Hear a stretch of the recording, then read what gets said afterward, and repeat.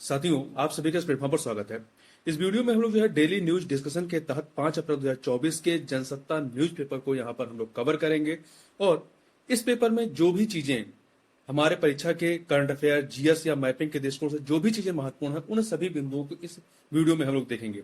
जैसा कि मैं पहले भी आपसे कह चुका हूं कि यदि आप कोई एक अच्छा पेपर डेली बेसिस पे देखते हैं, चाहे वो इंग्लिश का हो या हिंदी का हो, तो यह आपके परीक्षा के लिए करंट अफेयर, जीएस और मैपिंग के साथ साथ मेंस की प्री और मेंस दोनों परीक्षाओं के लिए काफी महत्वपूर्ण साबित होता है, क्योंकि जब आप पेपर पढ़ते हैं तो उससे आपकी वर्तनी में सुधार होता है। बहुत सारे आपको अच्छे शब्द मिलते हैं जिनका आप इस्तेमाल कर सकते हैं अपने आंसर राइटिंग में, और बहुत सारे ऐसे थॉट या बहुत सारे ऐसी चीजें या बिंदु आपको जानने को मिलता है जिनको आप इस्तेमाल कर सकते हैं अपने एस्से राइटिंग और जो अन्य पेपरों की जो आंसर राइटिंग होती है उसमें। तो आज के वीडियो में हम लोग चलिए प्रारंभ करते हैं आज के न्यूज डिस्कशन को। तो देखिए, इसके पहले पेज पे जो हमारे लिए महत्वपूर्ण न्यूज है वो है अग्नि प्राइम मिसाइल के सफल परीक्षण के बारे में। तो देखिए, अग्नि प्राइम जो मिसाइल है इसका परीक्षण कब किया गया है? तो 4 अप्रैल 2024 को किया गया है। कहां से किया गया है? तो देखिए, यही बताया गया है कि भारत ने बुधवार अर्थात 4 अप्रैल 2024 को उड़ीसा के एपीजे अब्दुल कलाम द्वीप से परमाणु आयुध ले जाने में सक्षम नई पीढ़ी की बैलिस्टिक मिसाइल, जिसका नाम क्या है, अग्नि प्राइम का सफल परीक्षण किया है। ठीक है, तो ये चीज हमें पता होना चाहिए कब किया गया है, 4 अप्रैल 2024 को। देखिए, मालूम हो कि भारत ने पिछले महीने अर्थात मार्च में मिशन दिव्यास्त्र के तहत जो है multiple independent targetable re entry vehicle, जिसे शॉर्ट में हम लोग क्या कह सकते हैं, MIRV अर्थात फुल फॉर्म क्या है, multiple independent targetable re entry vehicle के साथ देश में विकसित अग्नि 5 मिसाइल का पहला सफल परीक्षण किया था। कब किया था? मार्च 2024 में। अभी कौन सा किया? अग्नि प्राइम का किया है। और ये जो हम बात कर रहे हैं ये अग्नि 5 की जिसका प्रक्षेपण जो है या परीक्षण जो है कब किया गया? मार्च 2024 में। इसकी खासियत क्या है? यह आपका multiple independent targetable re entry vehicle वाला मिसाइल है। तो देखिए, इसके साथ ही जो है भारत दुनिया के उन चुनिंदा देशों के समूह में शामिल हो गया जिनके पास यह क्षमता मौजूद है। कौन सी? MIRV की क्षमता मौजूद है। दरअसल MIRV अर्थात multiple independent targetable re entry vehicle जो है सुविधा ये सुनिश्चित करती है कि एक ही मिसाइल विभिन्न स्थानों पर विभिन्न लक्ष्यों को सटीकता के साथ निशाना बना सकती है। अग्नि 5 मिसाइल की मारक क्षमता करीब 5000 किलोमीटर तक है। इसकी जद में या इसकी रेंज में चीन के उत्तरी भाग समेत लगभग पूरा एशिया और यूरोप के कुछ क्षेत्र आ सकते हैं। रक्षा मंत्रालय ने बताया कि अग्नि प्राइम, अब हम लोग अग्नि प्राइम की बात कर रहे हैं, जिसका परीक्षण जो है वो आपका कब किया गया? 4 अप्रैल 2024 को किया गया। तो अग्नि प्राइम मिसाइल के सफल परीक्षण की पुष्टि द्वीप के करीब टर्मिनल बिंदु पर से 2 जहाजों के साथ साथ विभिन्न स्थानों पर तैनात किए गए कई सेंसरों द्वारा दर्ज किए गए डेटा से हुई है। इसके अतिरिक्त कुछ अन्य के बारे में बात करें, जैसे अग्नि 1 से लेकर अग्नि 4 श्रेणी की मिसाइलों की मारक क्षमता जो है 700 किलोमीटर से 3500 किलोमीटर तक है। इन्हें पहले ही तैनात किया जा चुका है, मतलब अग्नि 4 तक। ठीक है, अग्नि 5 को भी तैनात नहीं किया गया है। इसके अलावा भारत ने पिछले साल अर्थात 2023 अप्रैल 2023 में अपने महत्वाकांक्षी बैलिस्टिक मिसाइल रक्षा कार्यक्रम के तहत बंगाल की खाड़ी में उड़ीसा अपतटीय क्षेत्र में एक जहाज से एंडो एटमॉस्फेरिक इंटरसेप्टर मिसाइल का पहला सफल परीक्षण किया था। समुद्र में मिसाइल के परीक्षण का उद्देश्य बैलिस्टिक मिसाइल के खतरे से मुकाबला करना था। इसके बाद भारत ऐसी क्षमता रखने वाले देशों के विशिष्ट समूह में शामिल हो गया।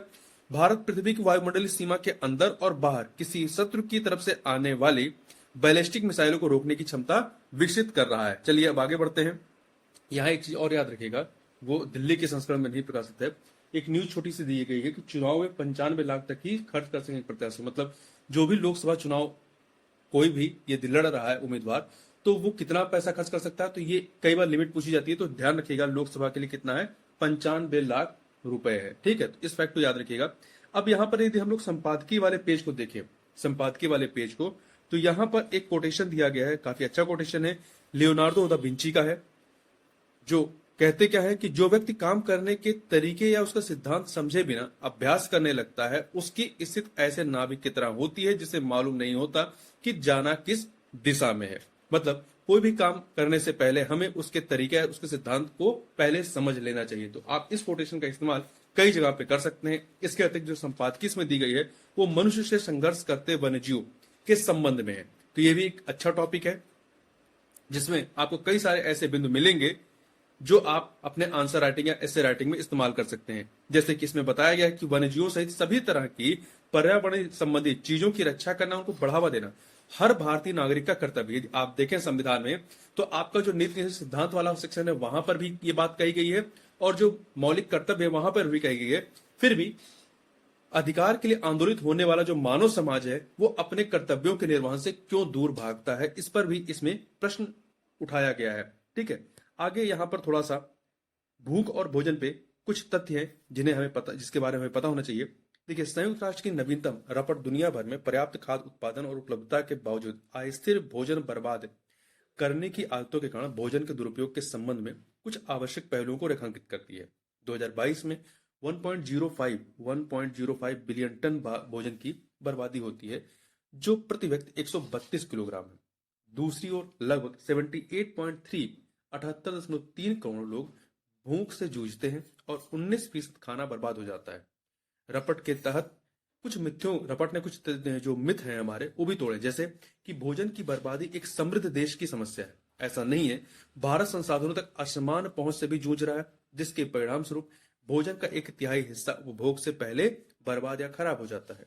लोगों को भोजन की बर्बादी के प्रति जागरूक करने के लिए हर साल शून्य अपशिष्ट दिवस जो है मनाया जाता है। तो ध्यान रखिएगा, शून्य अपशिष्ट दिवस कब मनाया जाता है? तो ये प्रत्येक वर्ष जो है 30 मार्च को मनाया जाता है।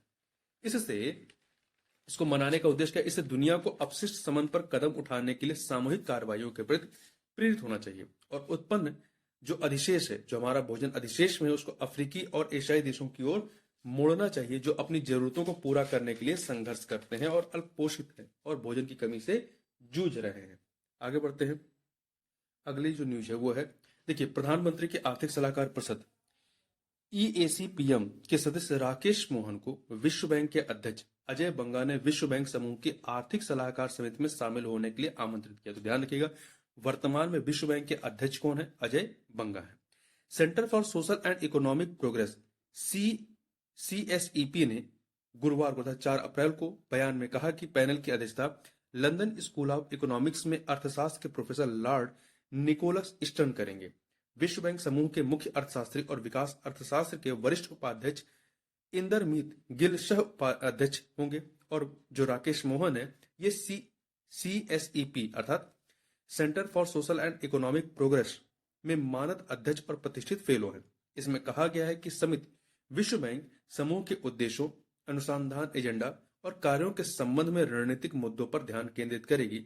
बयान के अनुसार समिति जो है वो विश्व बैंक के अनुसंधान और नीति संबंधी कार्यों के संबंध में उत्पन्न होने वाले प्रमुख मुद्दों पर भी सलाह देगी। समिति के प्रत्येक सदस्य का कार्यकाल 2 वर्ष का होगा और जो राकेश मोहन जी हैं इन्होंने येल विश्वविद्यालय में Jackson institute for global affairs में वरिष्ठ फेलो के रूप में कार्य किया और 2010 से 2012 तक स्कूल ऑफ मैनेजमेंट में इंटरनेशनल इकोनॉमिक्स एंड फाइनेंस के प्रोफेसर इन प्रैक्टिस के पद पर रहे हैं। तो राकेश मोहन जी के बारे में याद रखिएगा। आगे चलते हैं। अगला जो है आपका, एक सेकेंड, होंडा कार्स इंडिया के बारे में। तो देखिए, होंडा कार्स इंडिया ने रयूटू सिमुजू को कंपनी का नया निदेशक विपणन और बिक्री का नियुक्त किया है। जो ये रयूटू सिमुजू है, इन्होंने यूची मुराता का स्थान ग्रहण किया है। अब आगे बात कर लेते हैं, एक सेकेंड। यहां पर बंबई उच्च न्यायालय ने नक्सलियों के संबंध में के आरोप में गिरफ्तार 38 वर्षीय एक व्यक्ति की जमानत ऐसे खारिज की है। इसमें कहा क्या गया है कि गंभीर अपराधों संबंधित मुकदमे की सुनवाई में महज देरी ही जमानत देने का आधार नहीं हो सकता है। ठीक है, तो ये एक महत्वपूर्ण लाइन है, इसे आप याद रखिएगा। आगे चलते हैं। देखिए, अगला जो न्यूज है वो विस्तार से यहां नहीं दिया गया है, आपके दिल्ली संस्करण में, लखनऊ संस्करण में दिया गया है।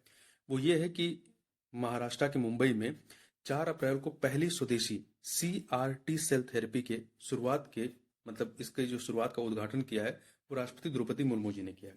तो इसको पूरा हम लोग देख लेते हैं। देखिए, राष्ट्रपति द्रौपदी मुर्मू ने कैंसर के मरीजों के इलाज के लिए स्वदेश में विकसित CAR, क्या है ये, CAR कोशिका थेरेपी की शुरुआत करते हुए इसे एक बड़ी उपलब्धि बताया।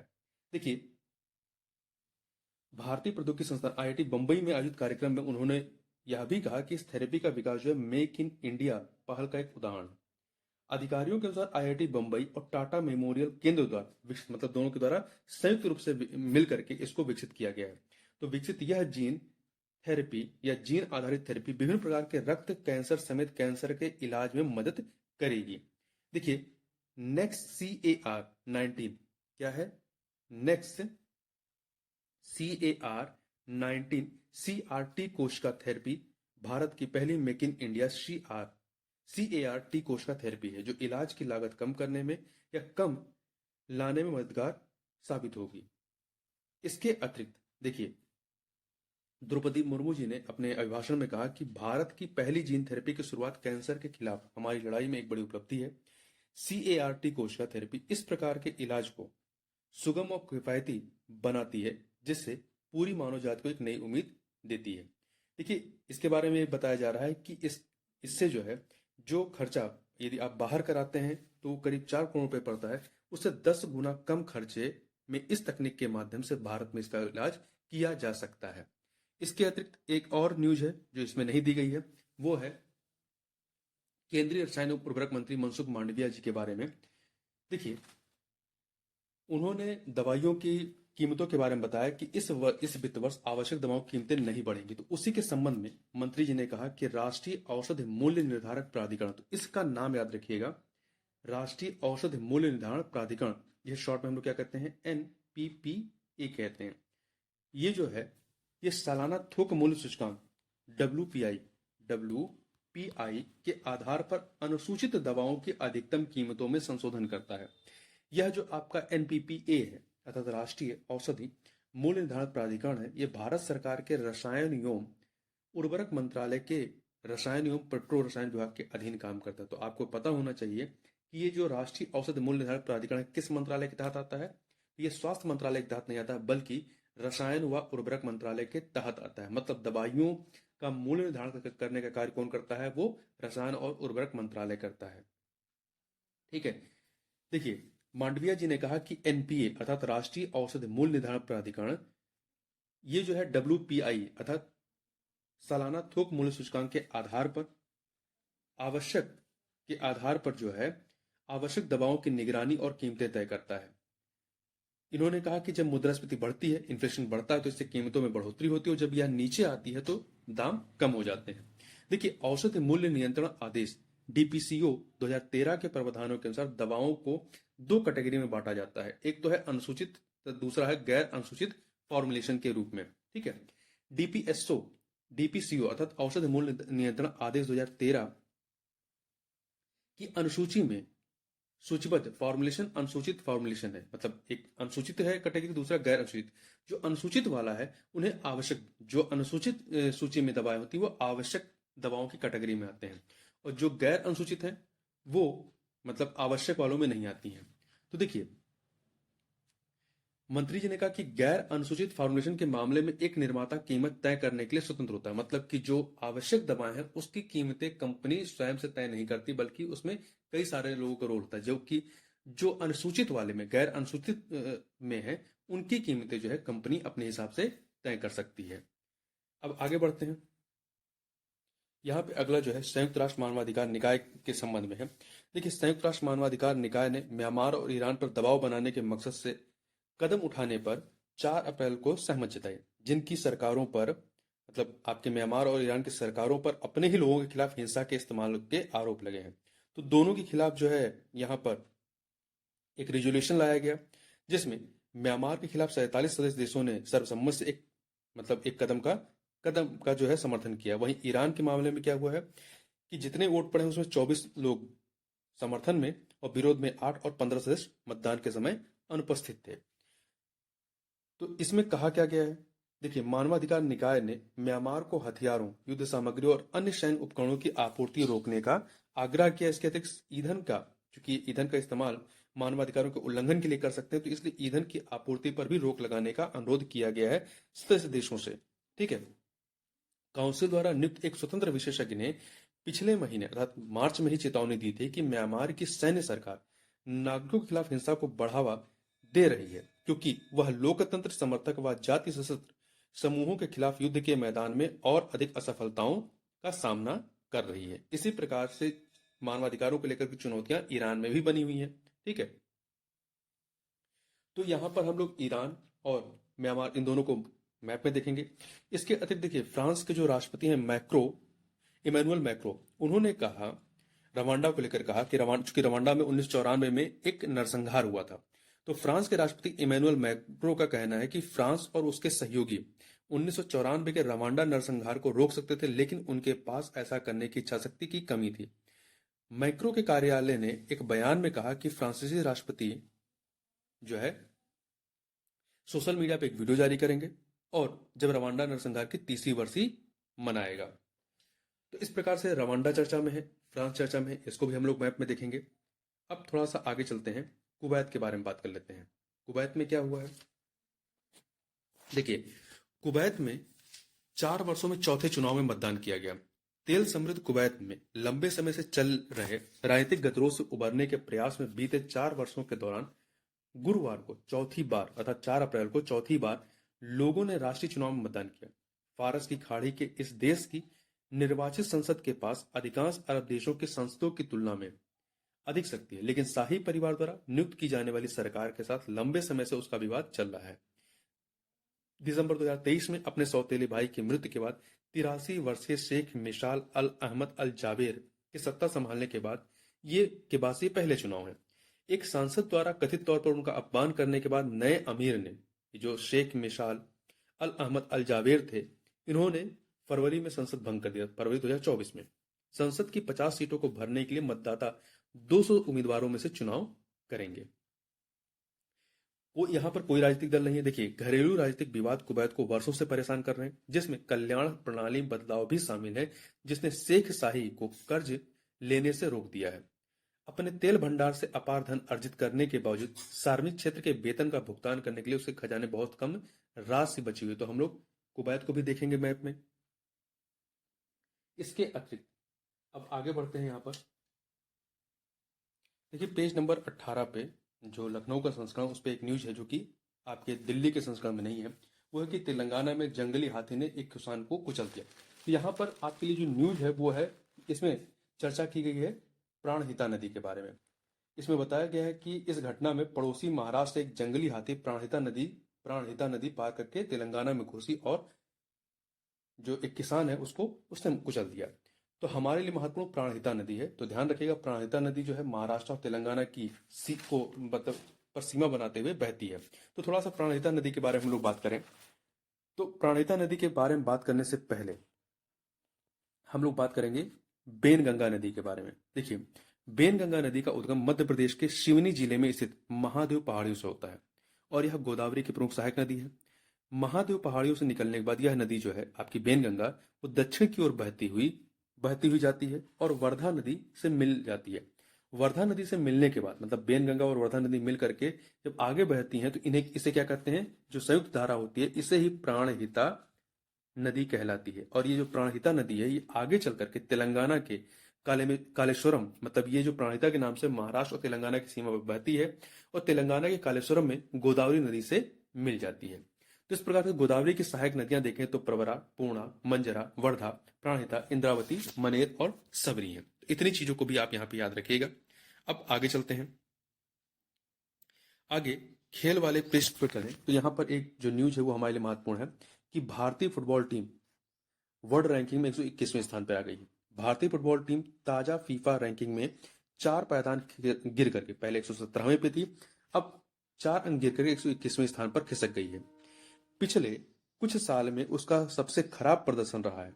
मतलब ये रैंकिंग के हिसाब से भारत को पिछले महीने मतलब मार्च में गुवाहाटी में फीफा विश्व कप 2026 क्वालिफायर के दूसरे दौर में अफगानिस्तान ने 2-1 से हराया था। इसके अतिरिक्त पिछले साल 2023 में इंटर कॉन्टिनेंटल कप, त्रिकोणीय टूर्नामेंट और सैफ चैंपियनशिप जीतकर भारत शीर्ष 100 में पहुंचा था, लेकिन 26 मार्च को अपने से नीचे रैंकिंग वाली अफगानिस्तान टीम से हार जो है इसके लिए अप्रत्याशित थी और इनकी रैंकिंग गिर करके कितने पहुंच गई है, 121वें स्थान पर पहुंच गई है। इतनी चीजें याद रखिएगा। अब हम लोग जो भी महत्वपूर्ण देशों के बारे में बात किए उनको हम लोग एक बार मैप पे देख लेते हैं। तो मैपिंग के तहत सबसे पहले हम लोग म्यांमार को देखते हैं।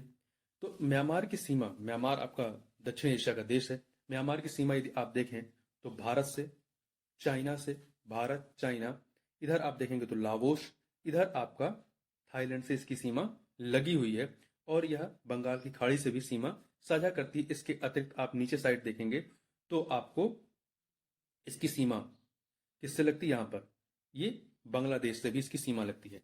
भारत के 4 राज्यों से इसकी सीमा लगती है। ये ऊपर से नीचे चलेंगे, यहां पर भारत है, देखिए भारत से आप देखेंगे तो ऊपर से नीचे अरुणाचल प्रदेश लगती है। इसके अतिरिक्त आपका नागालैंड, मणिपुर और त्रिपुरा से, अरुणाचल प्रदेश, नागालैंड, मणिपुर, सॉरी त्रिपुरा नहीं, मिजोरम है, ठीक है, अरुणाचल प्रदेश, नागालैंड, मणिपुर और नीचे साइड में यहाँ पे मिजोरम है। इन 4 देशों से लगती है। इसके अतिरिक्त ध्यान रखिएगा, जो ट्रॉपिक ऑफ कैंसर है, कर्क रेखा है, वो भारत से गुजरती है, बांग्लादेश से गुजरती है और इसके अतिरिक्त आपका म्यांमार से भी गुजरते हुए निकलती है। ध्यान रखिएगा, म्यांमार से होकर के जाती है। अब आगे चलते हैं। जो अगला देश है वो है ईरान।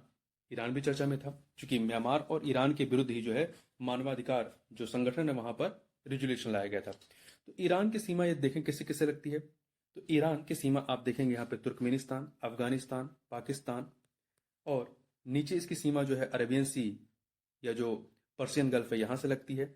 और इधर साइड में आप देखेंगे तो इसकी सीमा अजरबैजान, अर्मेनिया, इसके अतिरिक्त यहाँ पे तुर्की और इराक से लगती है। ठीक है, इराक से लगती है। अब इसकी राजधानी क्या है, इसकी राजधानी तेहरान है, ये भी ध्यान रखिएगा। और इसकी एक सीमा इधर आप देखेंगे ऊपर कैस्पियन सी से लगती है। अब अगला चलते हैं। अगला जो है आपका कुवैत। कुवैत बहुत छोटा सा देश है, गल्फ कंट्री है। इसकी कितना छोटा है इसको आप नेक्स्ट मैप में देखें तो ये आपका मैप है अरेबियन कंट्रियों का। तो यहां पर आप देख सकते हैं जो छोटा सा देश दिखाई पड़ रहा है यही आपका क्या है, कुवैत है। ठीक है, यहाँ बड़े मैप में देखें तो कुवैत की सीमा किससे लग रही है, ईरान से नहीं लगती। इसकी सीमा आपका इराक से और सऊदी अरब, 2 देशों से लगती है। इसकी राजधानी क्या है, कुवैत सिटी है। और ये पर्शियन गल्फ के किनारे स्थित है और गल्फ जो काउंसिल है, गल्फ काउंसिल जो है उसका सदस्य है। अब आगे चलते हैं, आगे बात करते हैं रशिया के बारे में। रशिया भी चर्चा में रहा है। तो यदि रशिया की सीमा देखें किससे किससे लगती है तो आप एशिया, चूंकि रशिया का विस्तार जो है एशिया और आपका यूरोप दोनों में है। तो एशिया में यदि आप देखेंगे तो इसकी सीमा आपका north Korea, China, Mongolia, Kazakhstan से लगती है। इसके अतिरिक्त इसकी सीमा यदि आप देखेंगे एशिया में तो अजरबैजान से लगती है। अजरबैजान से इधर लगेगी और आपका किससे लगती है, जॉर्जिया से इसकी सीमा लगती है। और वहीं यदि यूरोप में देखें, यूरोप में किससे किससे लगती है तो इसकी सीमा आप यहां पर ऊपर देखेंगे तो ये नॉर्वे है, नॉर्वे से लगती है। इधर आपका फिनलैंड से लगती है, नॉर्वे हो गया, फिनलैंड हो गया। इसके अतिरिक्त आप देखेंगे इसकी सीमा इस्टोनिया से लगती है, इस्टोनिया लताविया से लगती है, बेलारूस से लगती है। इधर आपका बेलारूस है, यूक्रेन से लगती है, यूक्रेन हो गया, इन देशों से लगती है। और देखिए आप यदि बड़ा मैप देखेंगे, यदि आप एटलस खोल के देखेंगे तो आपको जहां पे लिथुआनिया है, लिथुआनिया और पोलैंड के पास में एक छोटा सा हिस्सा दिखाई पड़ेगा, वो हिस्सा भी जो है आपका रशिया का। तो इस प्रकार से लिथुआनिया और पोलैंड से भी, ये आपका बाल्टिक सी के तट पर है, तो लिथुआनिया और पोलैंड से भी इसकी सीमा साझा होती है। ठीक है, तो इतनी चीजें इसके बारे में याद रखिएगा। आगे चलते हैं यूक्रेन के बारे में। यूक्रेन भी चर्चा में है क्योंकि दोनों के मध्य में, रशिया और यूक्रेन के मध्य में वार चल रहा है, करीब 2 साल हो गए हैं। यदि इसकी राजधानी देखें तो कीव है। इसकी सीमा Russia, Belarus, Poland, Slovakia, Hungary, Moldova, Romania, इनसे लगती है। ठीक है, और इसकी एक सीमा देखें यहां पर तो ब्लैक सी है, एक सीमा जो है ब्लैक सी से लगती है। यहां पे ये एजोब सी है। ये क्रीमिया द्वीप है, मतलब क्रीमिया प्रायद्वीप है, जिसमें पहले यूक्रेन का अधिकार था। अब वर्तमान में इस पे अधिकार किसने किया है, रशिया ने कर लिया है। यहाँ पे एजोब सी, ये एजोब सी है और ये ब्लैक सी। यहाँ पर एक जलसंधि है, इस जलसंधि का नाम क्या है, state of Kerch. State of Kerch Azov sea और ब्लैक सी को जोड़ने का कार्य करता है। आगे चलते हैं, आगे हम लोग बात कर लेते हैं फ्रांस के बारे में। तो देखिए, फ्रांस की सीमा या फ्रांस की राजधानी क्या है? पेरिस है। और इसकी सीमा आप देखेंगे तो Belgium, Luxembourg, Germany, Switzerland, Italy और इधर आपका स्पेन से लगता है। इधर आपका अटलांटिक ओशियन है, इधर आपका भूमध्य सागर है। ये क्रोशिया द्वीप जो है आपका भूमध्य सागर में, इस पे अधिकार किसका है? फ्रांस का है। जबकि सरडानिया पर किसका है? इटली का है। यहीं पर आप देखेंगे यहां साइड में ये Bay of Biscay, Bay of Biscay France और स्पेन की दोनों सीमाओं के पास में है, अटलांटिक ओशियन में। ठीक है। और यहां पर इस में भूमध्य सागर में गल्फ ऑफ लायंस है। क्या है? इधर आपको गल्फ ऑफ लायंस मिलेगा, यहां पर आपका गल्फ ऑफ या बे ऑफ बिस्के मिलेगा।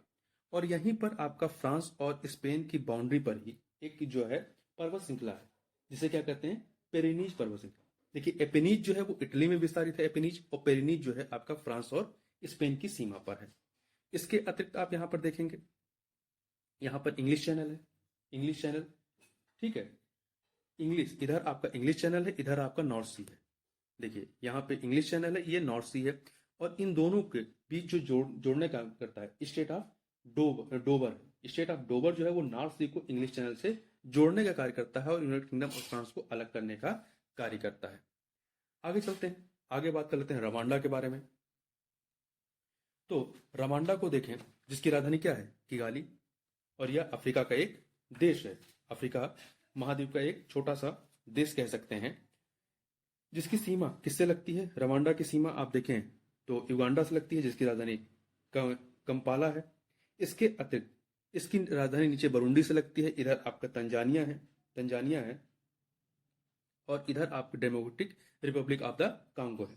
यहां पर जो आपको ये लेक दिखाई पड़ रहा है, झील, ये क्यू झील है, लेक क्यू है, KIVU, क्यू है। ठीक है। तो इतनी चीजें इसके बारे में याद रखिएगा।